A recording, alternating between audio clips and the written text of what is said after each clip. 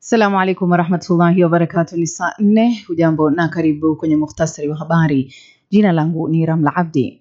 Rais William Ruto na kiongozi wa chama cha ODM Raila Odinga wanatarajiwa kufanya ziara ya pamoja jijini Nairobi wiki hii, huku wakionyesha mfumo wao mpya wa kufanya kazi ulioimarishwa na mpana.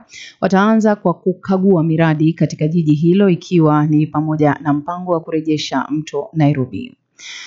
Huku haya kijiri, Rais William Ruto amewazomea wanaokosoa michango anayotoa kwa makanisa, akisema ataendelea kusaidia makanisa kama njia ya kutokomeza ukosefu wa maadili unaoshuhudiwa nchini.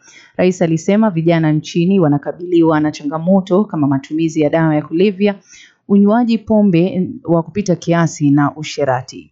Kutokana na hilo, kiongozi wa nchi anahisi kuna haja ya kuimarisha makanisa ili yaweze kutoa maelekezo bora kwa kimaadili kwa vijana.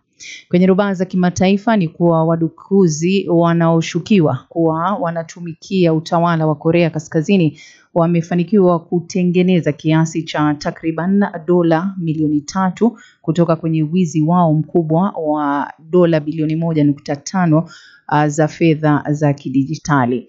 Wahalifu hawa wanaojulikana kama kikundi cha Lazarus walivamia na kuiba kiasi kikubwa cha fedha za kidijitali kwenye ubadilishaji wa crypto wa Bybit wiki 2 zilizopita. Mwisho wa mukhtasari wa habari, mpenzi msikilizaji, bila shaka utaweza kupokea habari zaidi itimiapo saa 5 kamili, ikiwa ni kwa lugha ya Kimombo.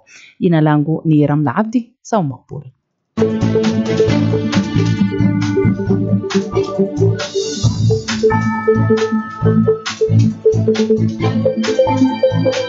Kwa habari zaidi na matukio, endelea kutegea Iqra FM 95.0 au tupate mtandaoni moja kwa moja kwenye tovuti ya www.iqrafm.com au www.iqrafm.webradiosite.com, tukuangazie yote yanayojiri. Iqra FM 95.0, idhaa ya tofauti.